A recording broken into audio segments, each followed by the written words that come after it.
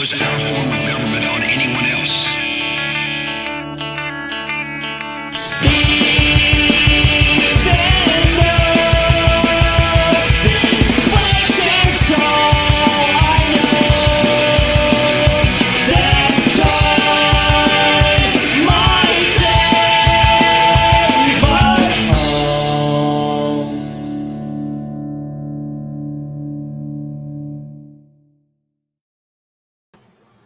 Hello, everybody, and welcome to the show. Today is Monday, September 16th, 2024, and if today is not that date, then you are watching a replay.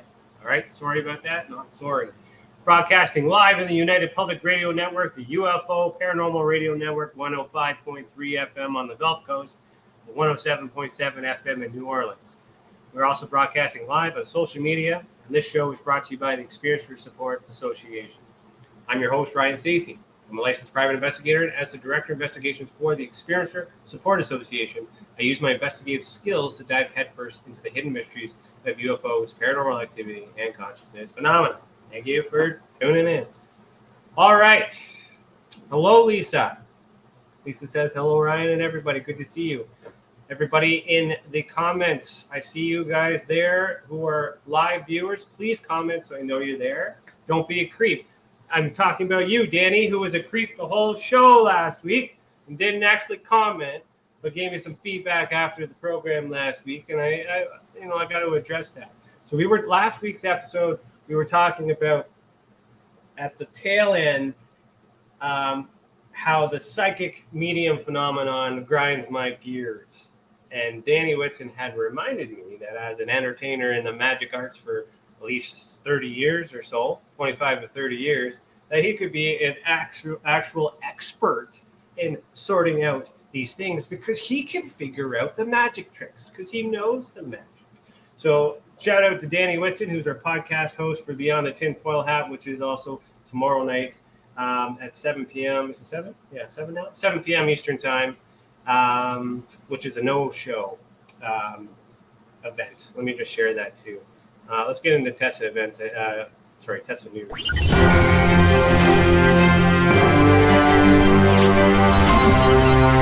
TESA news and updates. All right, I'm a little revved up right now because I had a busy day and I had to rush to get in here and I haven't had a chance to woosah, but I apologize coming in a little hot. Last week, so I spoke to all these. Yeah, so the only thing really new is the no-show. So the reason why it's a no-show show is because we got word after we've already confirmed that the guest isn't coming. We have been thinking of other names to call it other than the no-show show. So we're interested in your feedback if you have any ideas on that. I don't see the EA thing there, Chris, which should be there because we worked on that this afternoon. No, I guess he hasn't finished that yet. I don't know what he did, but you were supposed to finish that before you were done today, kid. So please finish that as soon as possible. So what am I talking about? Experiencers Anonymous is next Wednesday. Is it next Wednesday? Check the calendar here. Yeah, not this Wednesday coming, but next Wednesday. So tickets are already available for those who are interested in Experiencers Anonymous. And all that information is there. Okay, so Experiencers Anonymous is a virtual online resource for those who are affected by the phenomenon that want to talk to our psychotherapist, Susan Dinsmore. All right, about your experiences and what's been going on. All right, no judgment, but an actual credentialed person having these conversations. So keep that in mind when you're doing these support groups elsewhere. So I think that's it for updates. Other than in real time, we are considering an alternative location to add to the mix to add this new collaborative program that kind of just came up out of the blue because an opportunity had came up where we are. I don't want to give out too many details as of yet. But that got in the way. And Jillian, if you're here or listening to the replay, I got your messages. I don't have time to answer you properly, but I'm hoping to do that tomorrow morning. if not by Wednesday at the latest. So I will get back to you as well. All right, and I think that's where we are for updates. All right, so now we're on to the case for today, which is, I think we're in the aerial activity. Yeah.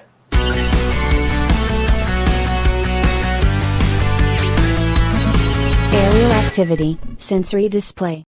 All right, so I did have some time to find it before the show started. Yay. So you don't have to do all this browsing, but for those who are new, you want to check out the visual evidence database on the experiencersupport.org website. All right. So this particular case today is UPR 2020-0026 in Toronto, South Core, Toronto, Ontario. So we're going to look at that one and then we'll keep going. If you guys have any questions, feedback, please say hello. Please say what you want to say. It's not easy talking to myself. Okay. So I'll start with the video.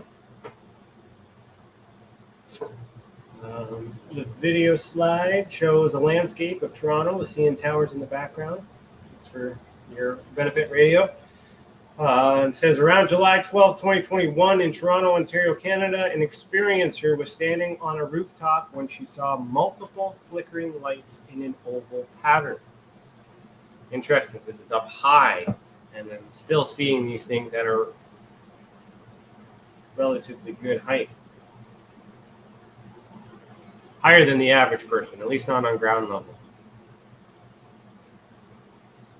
The slide continues to say they were described as bright bluey white lights with no sounds.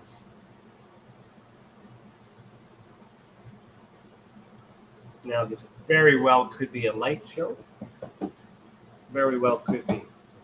But there was no evidence at the time of this investigation that was able to prove that or disprove that. So that's where we're at. So we ruled out, what did we say? Yeah. So it says out here, we ruled out known explanations. So I probably ruled that out already. All right, so August 29th, 2020, the witness statement. I was at a barbecue on a rooftop in Toronto. Okay? Distracted, but having a good time. I remember feeling uncomfortable around the people I was with because I didn't know them very well. That's a normal feeling.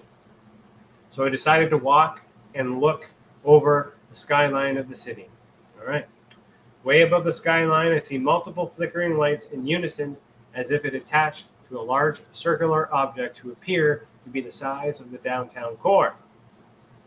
All right. The wording is I like this wording because it's not a matter of fact. They're also trying to make sense of it. So way above the skyline, I see multiple flickering lights in unison as if attached. So it doesn't say it is attached, as if attached.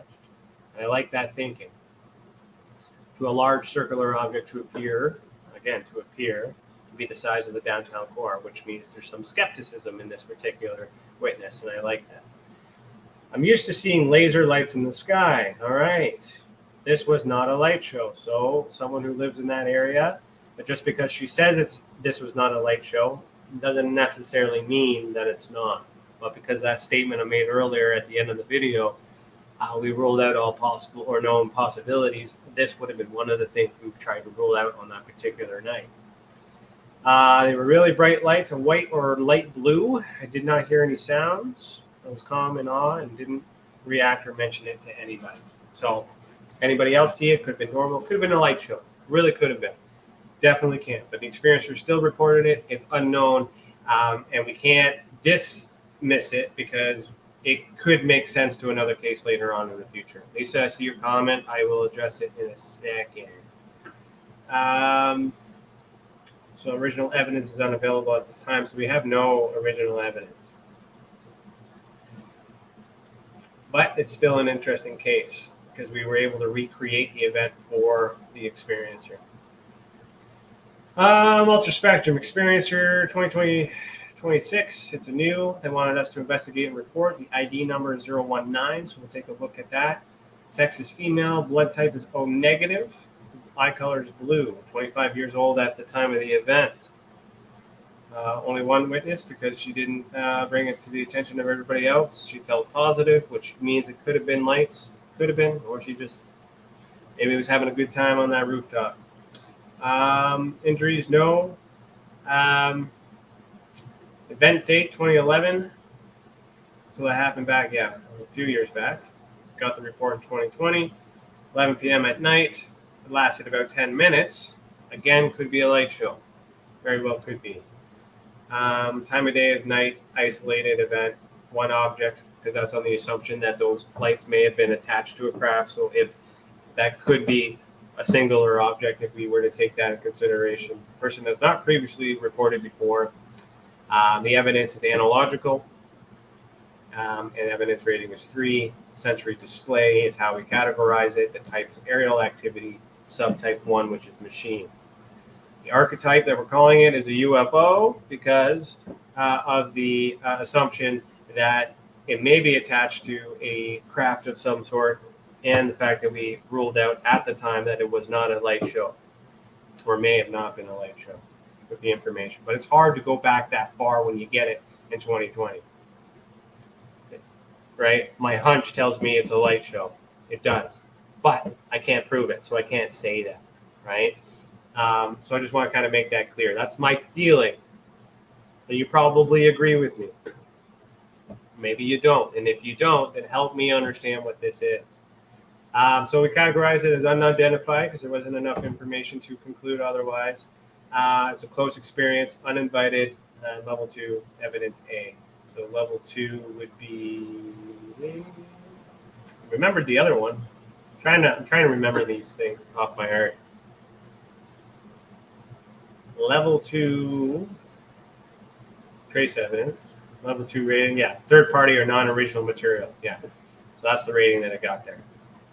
So if we were to look at the ID numbers, this experiencer, come on now. Just want to see if this experiencer has made, no, this is the only report we have by this experiencer. All right, so we can't do a compare and contrast on that. Lisa says, hard to say. Yeah, it is tough. The point that I want to make here in terms of the skepticism or the skeptical sleuth is just that language. It's just because the witness believed it to be that doesn't mean it is that. But it gives you an idea of where to look. It's the first thing you should rule out what it thinks it is. That'll help you determine what it is or what it isn't, right? So suspecting it being a light show and finding out that it wasn't a light show, or at least that there's no evidence available to confirm that it's a light show, we can start looking at other things, but it still doesn't mean it's not a light show, right? End of the day, nobody else saw it. Nobody else reacted to it. If it's in the 3-dimensional, then maybe it was a light show, but then we got to come back to the psychogenics, the mind.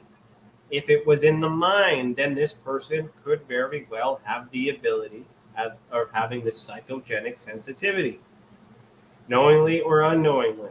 All right. I happen to know who this experiencer is, and I do know from other encounters and other things that I've talked about, although they haven't been reported or at least put on the website because I still have the cases sitting here that I got to go through for new ones. I have it on good authority that this person does have psychogenic sensitivity, and I wouldn't call it sensitive. I would say I don't know, enhancement.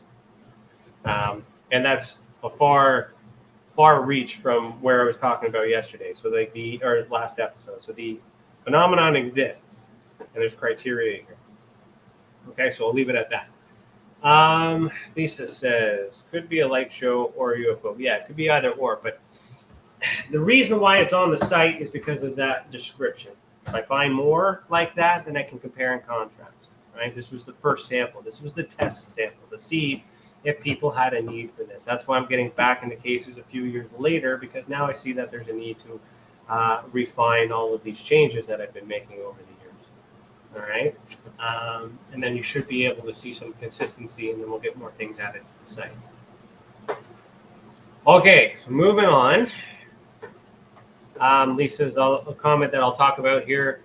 She said, I will be going to a UFO conference with a friend in Michigan on the 19th till 21st, and I'm a vendor and we'll have some of my books with me. It will be fun. Awesome, Lisa. Glad that you're doing that. If you want me to mention the UFO conference, just put it down there, and I can mention it for you where you'll be. All right, so now let's look back at the map. See people, still live viewers that haven't commented. Say hello. Don't be a creep. All right, so now we're still heading. Yeah, we're still in Toronto area, so I think we're moving further away in Ontario. We did all that. Did I get everything in Ontario covered? Let me see here.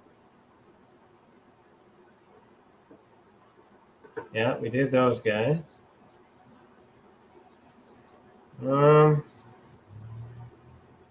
Sudbury, North Bay, and down to Toronto, Detroit. Okay, so this one here, we could go that way. Let me see here. We covered those ones. Covered this one. Covered that one. Yeah, I think that's the last one for Ontario. And then we'll start getting into the States, and then we'll maybe head over to Winnipeg and start moving towards the west there, the west coast. Yeah. All right. There's obviously some conjunction in here. And, all right. So our next case, this one is a very complex case. Maybe I will ease into that. These particular events here, just so you know, this is when those high altitude Chinese space spy balloons went down and got shot down. So if you guys remember that from years ago, this is the border, all that other stuff. This stuff is here. It's important to see. That's why I've added it to the map. Patricia Page, hello. Thank you for saying hello. Good to see you. Welcome to the show. Do you have any questions or any suggestions, ideas, whatnot? Please put it in the comments. You got me here. Use me. Yeah, so we're going to get into this case. Visitation. This visitation is a hybrid case. It gets more complex.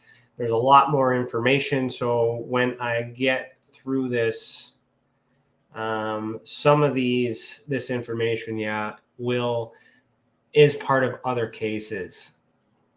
So, and I know that because this experiencer, when we did the reporting system at the time, I did not have the classification system, which means I wasn't able to separate them the way that I do with these categories.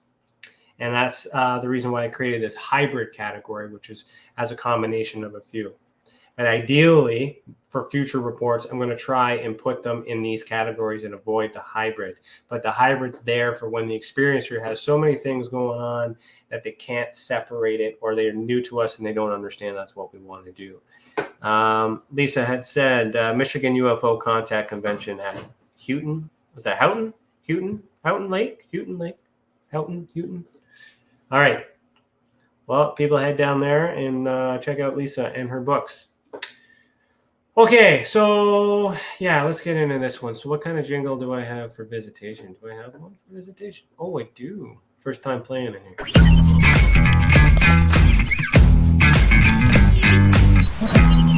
Visitation, intent implied. All right, so intent implied. Okay, meaning that these particular beings intentionally made themselves known, or at least it appears to be that way.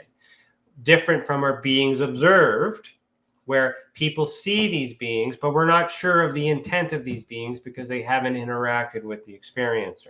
Understand that difference. All right.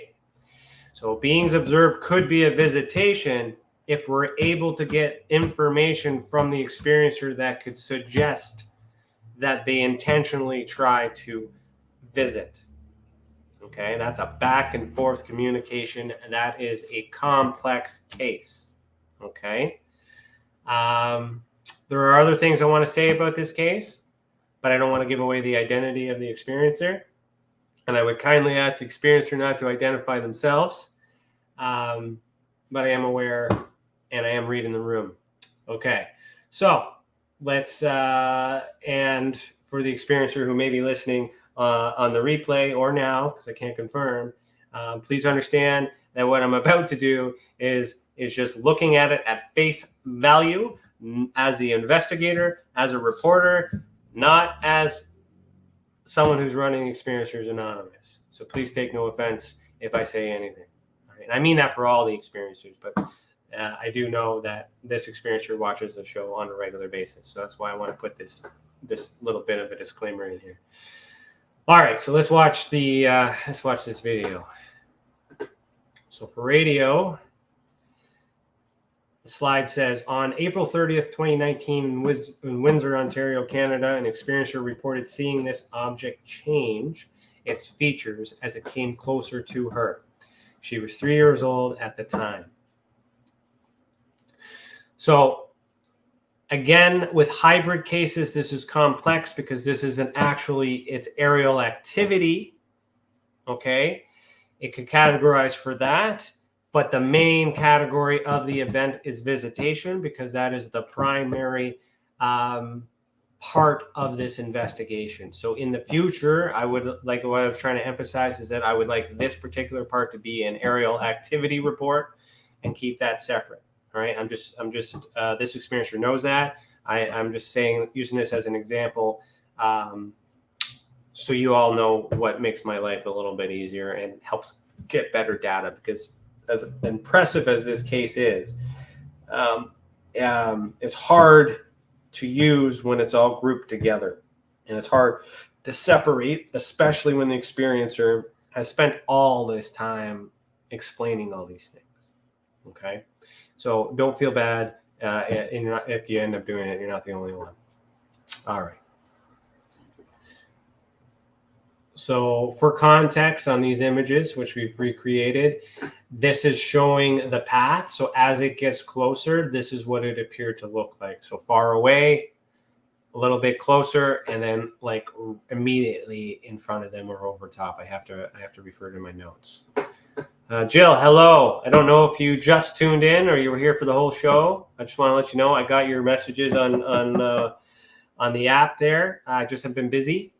Today's my blacklight day, so I'm hoping to get to them tomorrow, if not by Wednesday. But your messages have been received. I just need time to think about what I want to do. All right, just tuned in. Awesome. Okay, so carrying on. The next slide says, this experiencer remembers being in a classroom with other children tasked to complete mazes, quote, by use of symbols, quote. Okay. So looking at the language, the experiencer remembers. So this is recalling something that has happened. A memory could be a dream. It could be a psychogenic state. It could be a figment of their imagination, all those things. But it also could be a real memory. Okay. What's real for them, versus what's real for you. You got to look at the levels that you're measuring it at. Okay. But still, for a memory, the artwork, the detail that is reminded of these particular things. And I do have a better explanation on the bottom here. These are specific details within the classroom that are rare, okay? Very rare. And I appreciate this experiencer for taking the time to give me all this information and work through it. Because we have better data. We have more compelling images. They still could be imagination, but all I need is somebody else to report something very similar, and I can prove that they don't know each other. Then it becomes, there's your compare and contrast, right? And try not to be one of those people that just copy to be famous. I'm not making you famous. I'm not making money off of these, all these things, okay? So, all right. Let me see what else it says here. All right. Then she sees this person. So this experiencer also remembers this friendly being. Okay.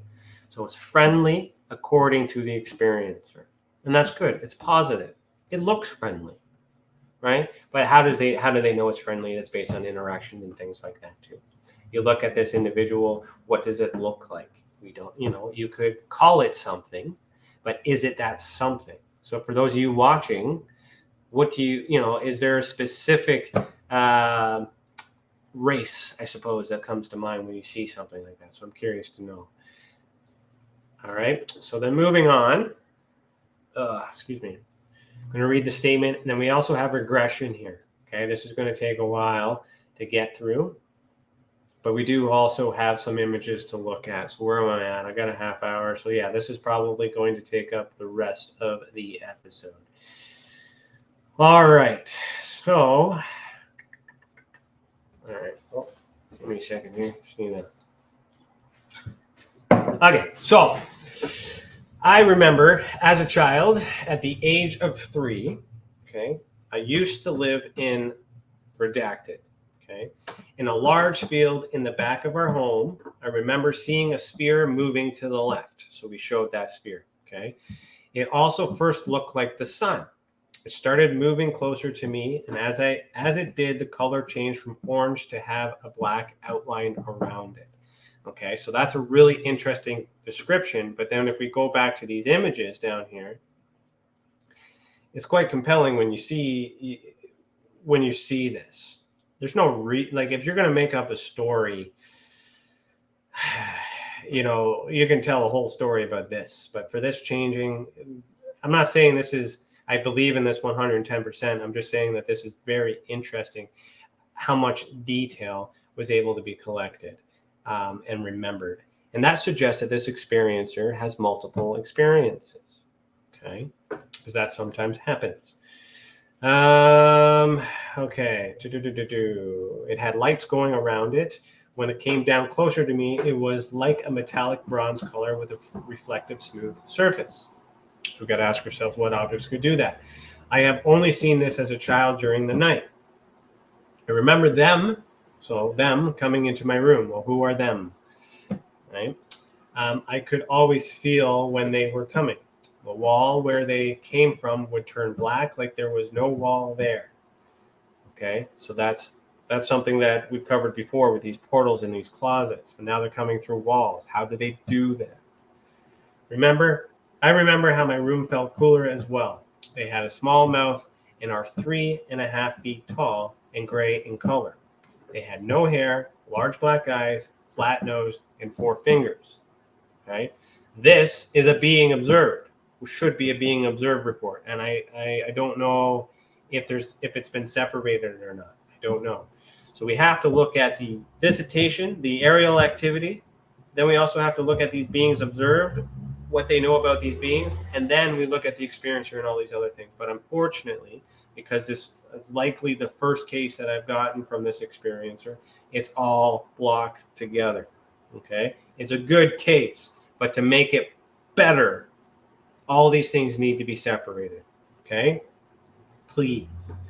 So they had a small mouth and are 3.5 feet tall and gray in color. You can assume what that could be, but I'm not going to call it those beings. It's a being that was observed. It's an entity. Okay, if you want to call it something that looks like that, that's fine, but we still need visual representation to confirm that. All right, remember the language. I'm awake at this time standing up. So acknowledging that sometimes it happens when she sleeps.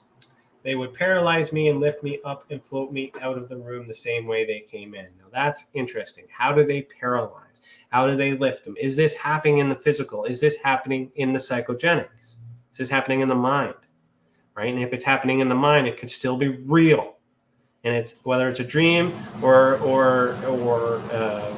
in real life, this is an event that is realistic enough to this experiencer that they're making these reports. Okay, you have to be sensitive to that. There are nights I would have nightmares and intrusive memories about this. Right, so they're negatively affected by this.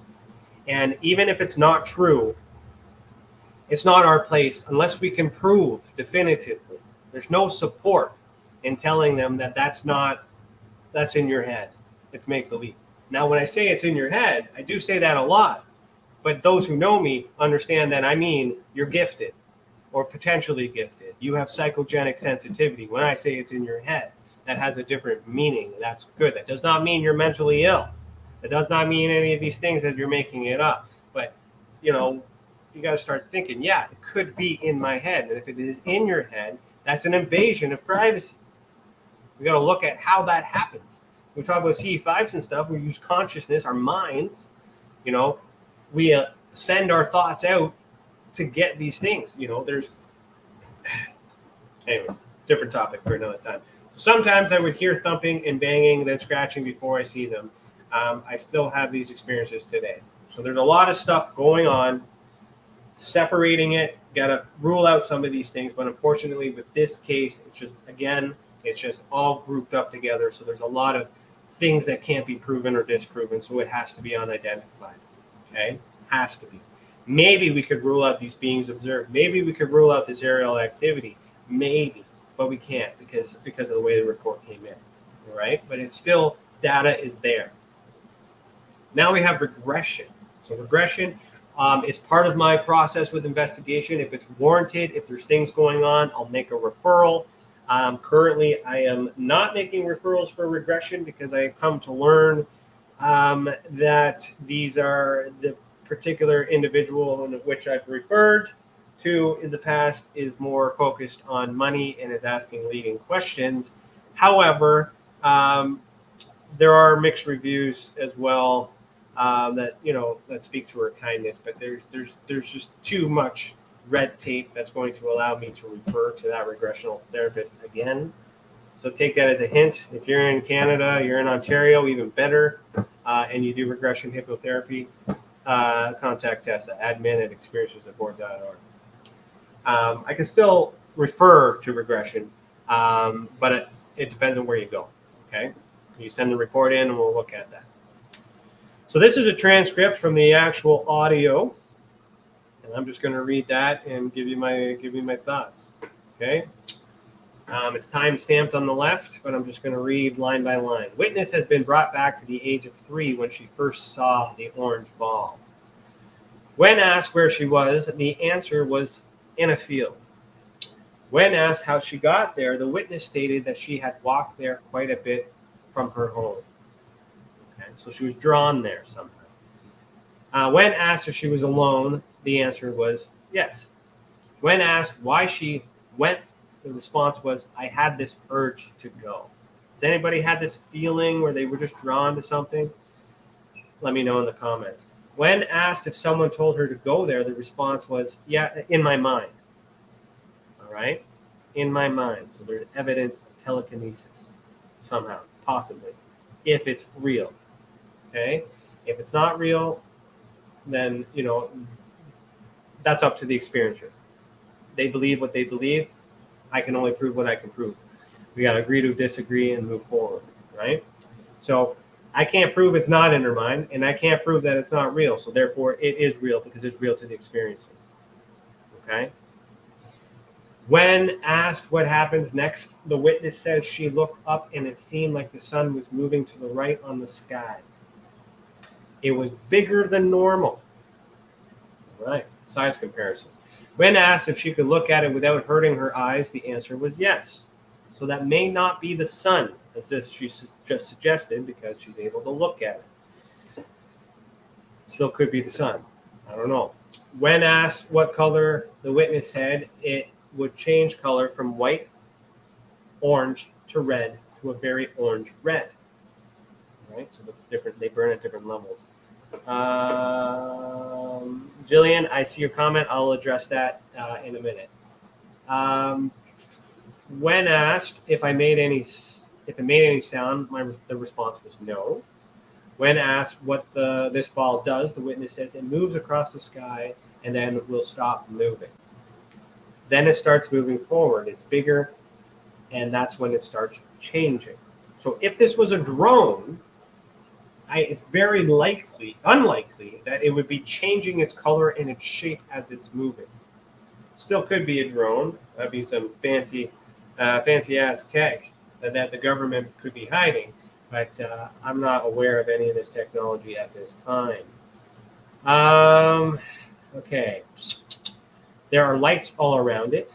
There's a black ring around it, a black ring. So regression also brings out more details. Okay. Which is good.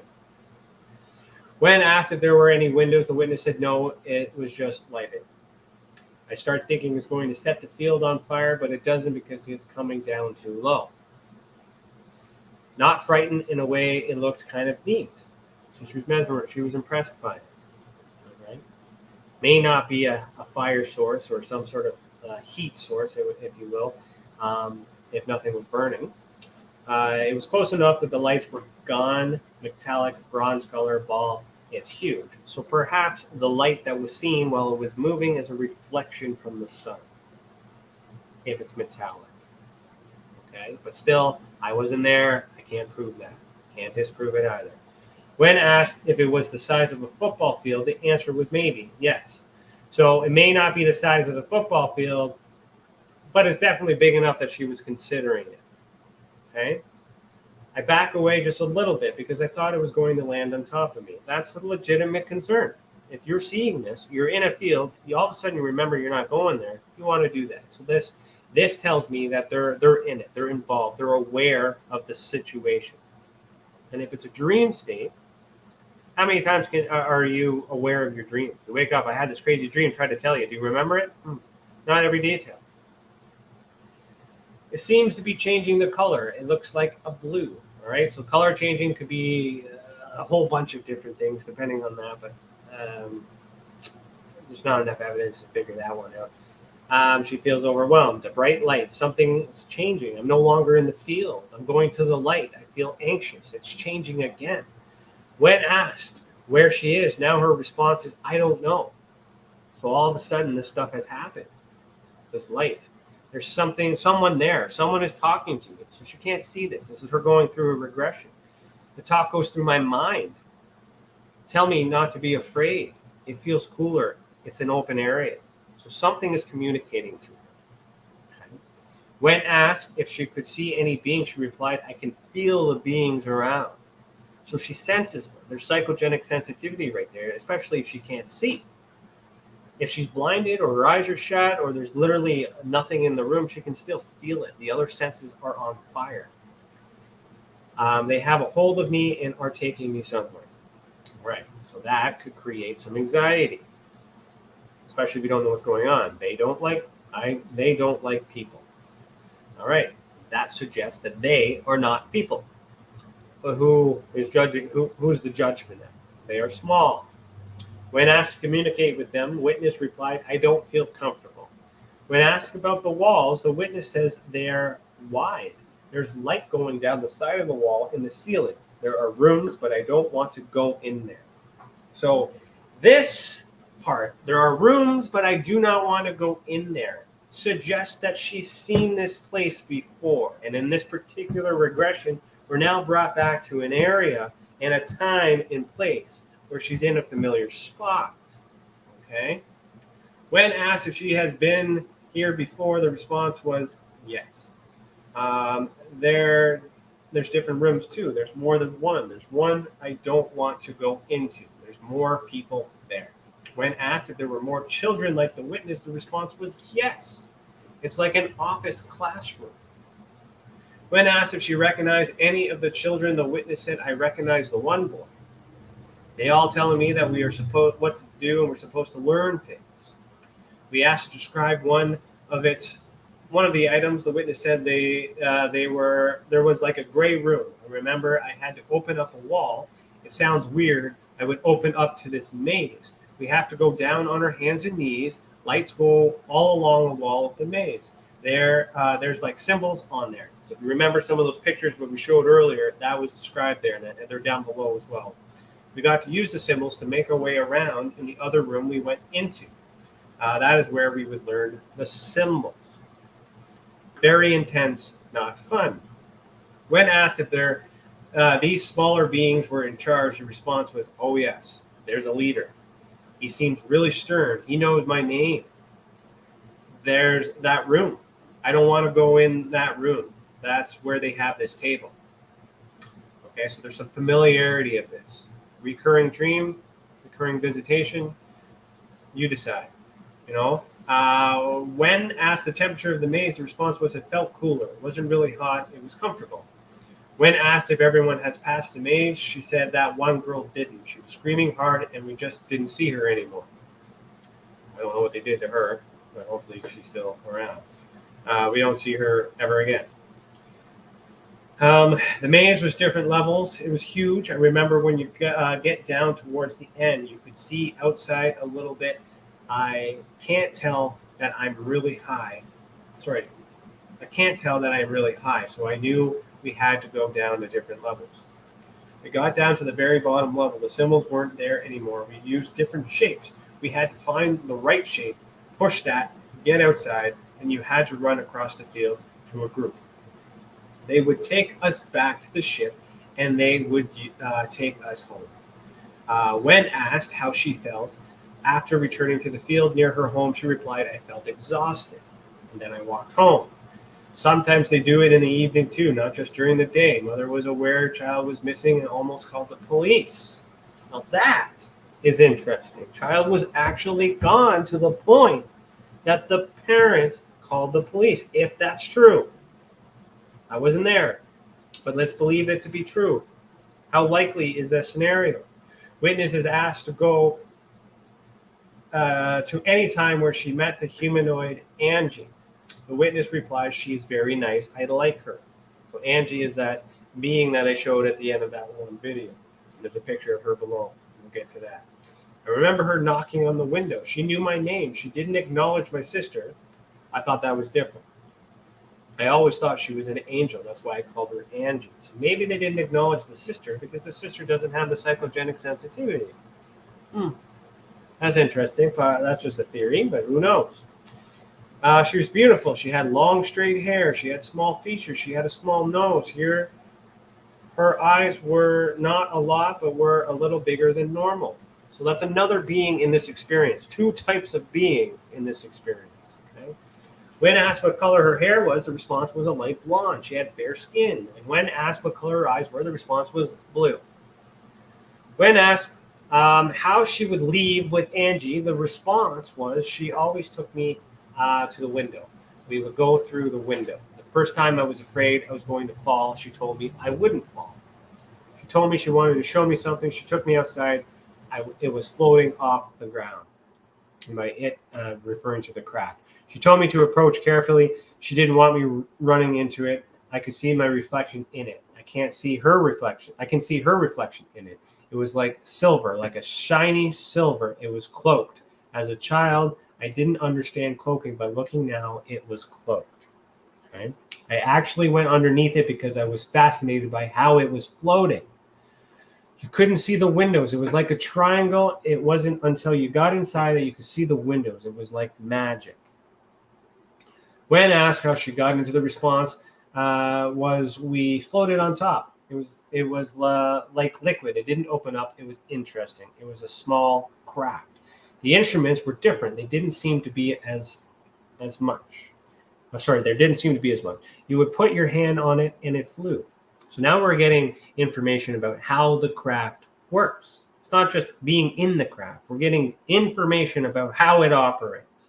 Is it possible for that stuff? Does that technology exist? That technology does exist. Is it extraterrestrial or is it government? Who knows? Who had it first, the chicken or the egg? But we know this technology exists, which lends credibility of the possibility of this event happening.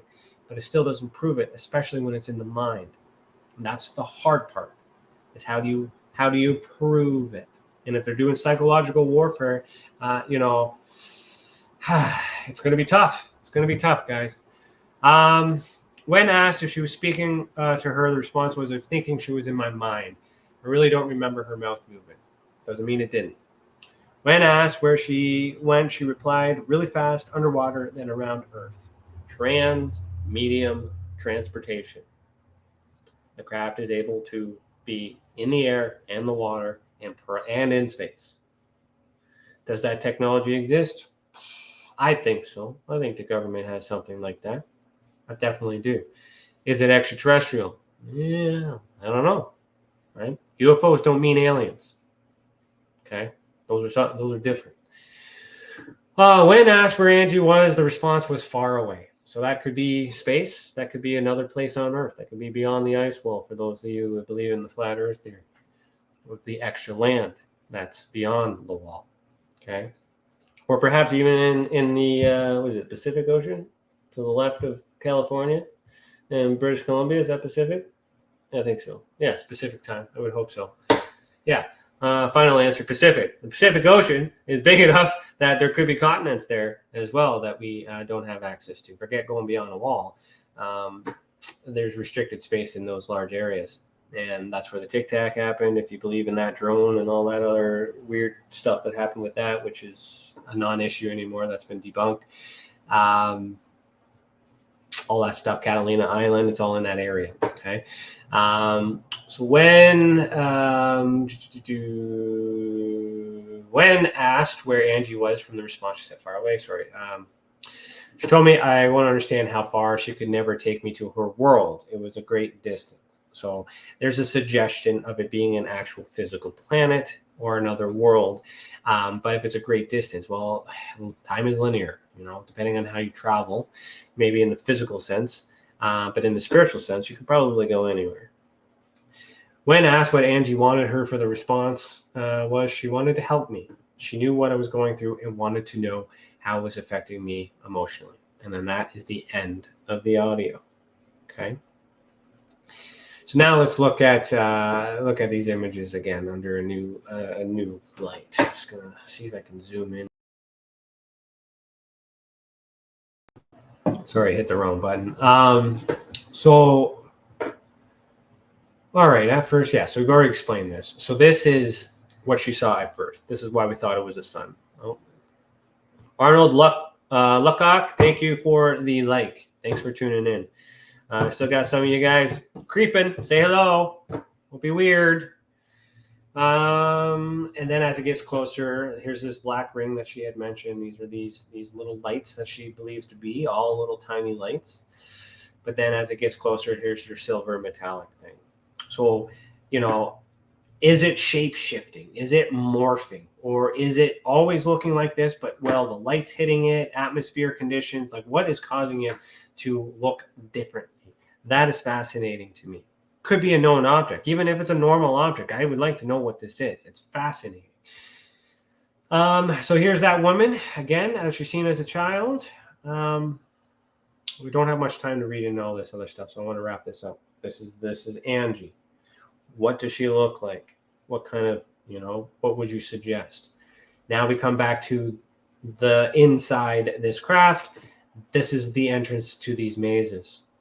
They can go in either one of these. So to get to the top one, they would have to be helped up or use a stool, I believe, if I remember that correctly. It's all in here and in my notes. This is a visual of being inside one of these tunnels. Okay, now I can explain this to you guys. And these are the lights that she referred to that were lit up. And this emphasizes a turn or a bend. So they had to find the right way to the right things. So it's basically a maze in the dark from what I'm understanding.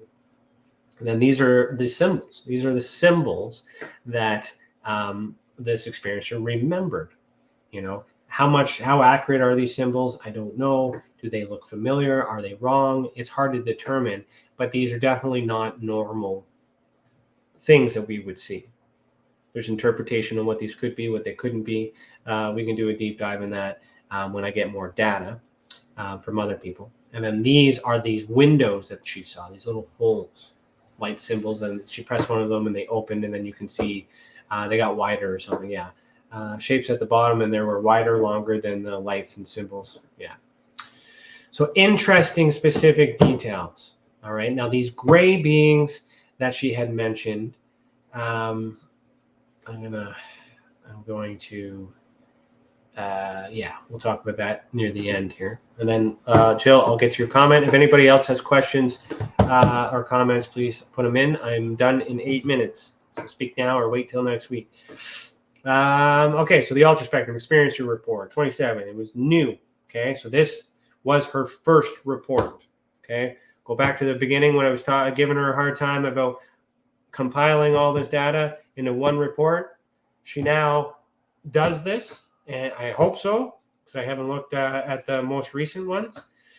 I may have to. That's the reason why I decided to create this hybrid category, because there was so much information that I just did not want to dismiss this case. But the craft and the two crafts and the two beings all need to be reported separately and looked at differently, and then we can put it all together. So I will explain that at the end. All right, female, A plus, blue, 3 years old at the event. So this is a pretty traumatic thing to go through at a very young age. But you can also understand that how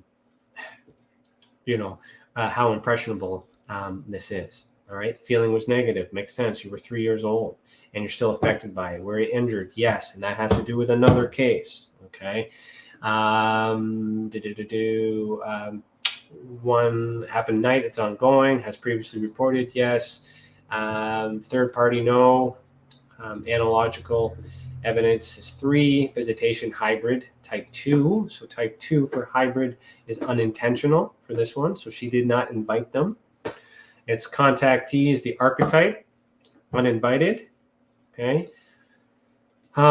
Extreme close experience, and it was an uninvited. So the reason why it's a visitation is because there was communication with these experiencers, or with these beings and these crafts, to suggest that they knew what they were doing. Whereas the beings observed, if they're standing at the end of your bed, I agree, it's creepy, it's scary, but unless they tell you what they're doing, we don't even know if they see you. You don't even know, right? They might be looking at you, wondering if you see them. Ever seen a raccoon in the middle of the night? They stop, they freeze, because they're not quite sure if you see them, right? So just that's a difference between a visitation and a being observed, is when the intent is known or implied, okay? So for those of you that didn't put any words out there, this particular being would sit in the Pleiadian category, and those short gray looking things would fit in the gray alien category, but they're still beings observed. So we can't, these labels that are made for these people come from different places, and Hollywood allows us to copy that when they look similar. But there's characteristics that doesn't necessarily mean they come from the Pleiadian constellation. They could come from the center of the Earth. They could come from Hyperborea. They could come, because that's also equally protected by the government, not just the outer rim on the ice wall theory. So that's something we need to take in consideration, because if the shape of the Earth and the places that we're looking at are in the wrong spot, we'll never find them. Okay, think outside the box. I'm not saying I can't confirm what shape the Earth is, but consider it for a minute. If the shape was wrong and all these things did exist, it makes sense, because I can find these things or put a place where these things could be if it's here. Outer space, I'll never be able to prove that in my lifetime. And you think for a second that I believe that those pictures that they're sending in are not photoshopped? You can forget it. You can forget it. Okay, so there is another case here by this experiencer. It has multiple beings in it, which, yeah, it's still a being observed, but there's multiple beings. So in that sense, multiple beings were observed, but each being that you observe should have its own report. That takes a long time. I know that, guys. I really do. But if we want answers, you guys got to do the work. You guys got to do that, okay? But I will do my best to separate all those things for you. Regardless of whatever comes in, as it comes in, I'm grateful and I appreciate it. Probably cover that case next episode. And I think that's going to leave Ontario and bring me to the border of Manitoba, Winnipeg. Oh, well, that next case is in Winnipeg. Look at that. All right, so that's where we'll start next episode. Chris, if you're watching, there's your thing. That's my episode for next week. All right, let's get to the comments so I can end this tea party, and you guys can continue your Monday. Thank you for sharing this time with me. So Jillian said earlier, I had a visual in June of a woman in a field with 2 orange balls in the sky. All right, there's validation. Somebody else has seen what was described. Are they the same things? Are they similar? Are they related? Are they cousins? I don't know yet. So if a report for these come in, we'll be able to compare and contrast that at the time. So being observed, okay, report, and an aerial activity report. When you make a report, there'll be a section to say there are more reports to come, and we'll wait until we receive all those reports and do them all together. There's a section for that. Jill, I did send you that video explaining how the system works. So I don't know if you've seen that yet, but if you have any questions, you can message me, and we'll go from there. Arnold. Oh, sorry. I got to finish the rest of what you said. Sorry. I had recreated it, though, through editing a couple months ago. Interesting. Well, it's good that you do a recreation, because that recreation helps you try to put pieces together, but you don't want to play with it so much that you're trying to remember or you're trying to guess. So the best practice is when you have the experience, you write it down on a piece of paper, try and draw it, and then you can recreate. But I don't know how you've done it. I'm only speaking to what I know. All right.